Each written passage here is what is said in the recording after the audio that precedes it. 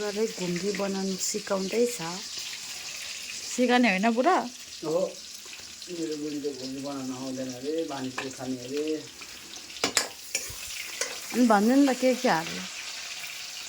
प्याज हाल्यो, यहाँ घुङ्गी छ, अदरक लसुनको पेस्ट, हरियो खोर्सानी पेस्ट छ, टमाटर छ, धनियाँ छ, मसला छ, जिरा छ।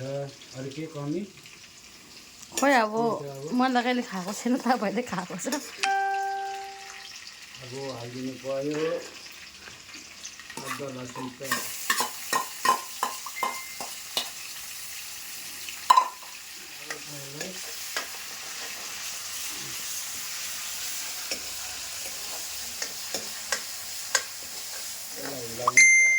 चलाउनु पर्छ नहीं त प्याज डर।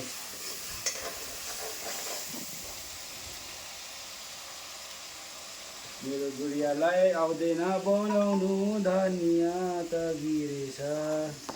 धनियाँले त हाल्नु न त। अब हालिदिने टमाटर,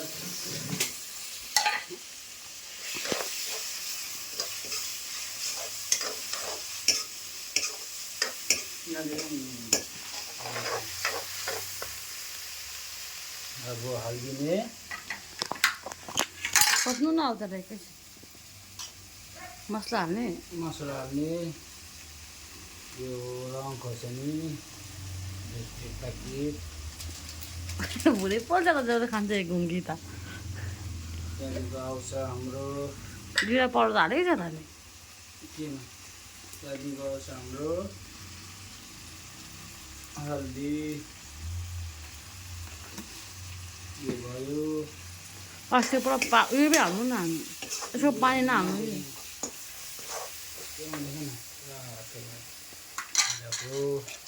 त्यहाँदेखिको यसमा आउँछ यो हाम्रो मिट मसला, यो हाम्रो के हो चिकन मसला। त्यहाँदेखिको आउँछ हाम्रो के हो जिरा पाउडर। जिरा पाउडर अलरेडी बनाएको छ। अलि अलि टिम्बुर बेसी हुन्छ नि फेरि प्यारा हुन्छ। यो हाम्रो चिली फ्लेक्स एन्ड के भन्छ यसलाई टिम्बुर।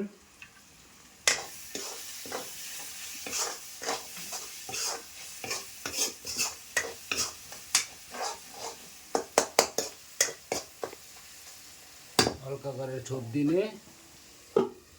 माछाबाट निकालेको थियो टमाटर,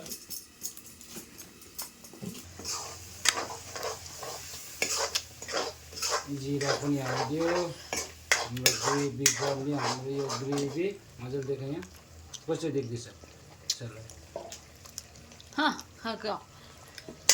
एउटा कुकम्यान पनि देखा, कुकम्यान म चाहिँ कुकम्यान।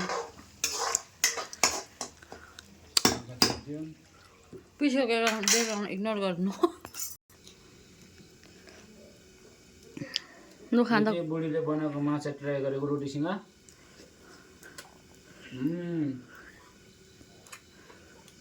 यो चाहिँ हाम्रो बसवाला माछा हो। म चाहिँ डेली बेलुका बेलुका बुढीलाई सघाउँछु रोटी बेल्नु, खाना बनाउँछु। मलाई चाहिँ खेतीमा बस्ने बानी, खेतीमा खानासाना बनाउने बानी लागेर हो, आदत लाग्यो चुलामा बस्ने। पुच्छ यतिको चाहिँ भएको छ ग्रेभी। अब हाम्रो आउँछ घुङ्गी। घोगी नभने यो 30-40 बार जस्तै भिडियो मैले हाम्रो आज हाम्रो बानीले घोगी खाने भनेर लिएर आएको। यो घोगी खायो भने झोल बनाउने हल्का ग्रेभी। एकजना हाल्छ यो चाहिँ अलिक दबाई पनि हो भन्छ हो। कुन चाहिँ बिमारी भनिदिनु नि त नि, कुन चाहिँ बिमारीको? यो कुन चाहिँ बिमारी भन्दा यो जिउ सिउ दुख्नेको, यो घोगी टिबी बिमारीको हो यो। हाम्रो घोगी रेडी, मतलब रेडी हुनु हाल्यो। हल्का घोगीबाट पनि पानी निक्लिन्छ। छोपे राख्नु न। छोपे राख्नु हुँदैन, यसमा पहिला नमक। लुगामा कहाँ पुसेको त हौ, धोबी म अन्त नि त्यही भएर पुसेको।